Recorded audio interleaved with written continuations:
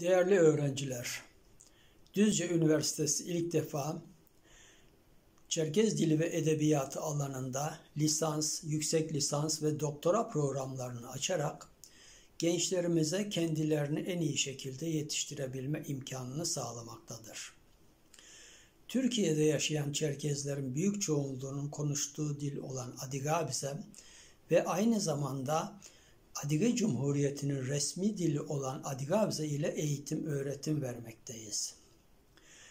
Deneyimli öğretim üyelerimizle öğrencilerimize nitelikli ve uluslararası nitelikte bir eğitim vermeye çalışıyoruz. Onun için Düzce Üniversitesi, başta Adige Devlet Üniversitesi olmak üzere Rusya Federasyonu'nda 2 üniversite ile Mevlana Öğrenci Değişim Programları çerçevesinde protokoller imzalayarak öğrencilerimize gelecekte en iyi şekilde kendilerini yetiştirebilme imkanını sunmaktadır.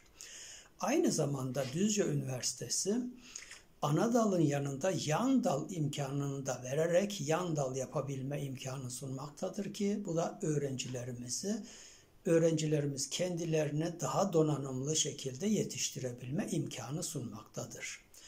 Evet, Düzce Üniversitesi'nin bu imkanlarından siz de yararlanabilirsiniz. Yurt dışına gittiğinizde öğrendiğiniz dilleri, buradaki öğrendiğiniz Adigece ve Rusçayı ile pratik yapabilme imkanı sunmaktadır. Kendinize uluslararası nitelikte bir hazırlama imkanı sunuyor ki bu çok önemlidir. Bilgilendirmek bizden, değerlendirmek sizden.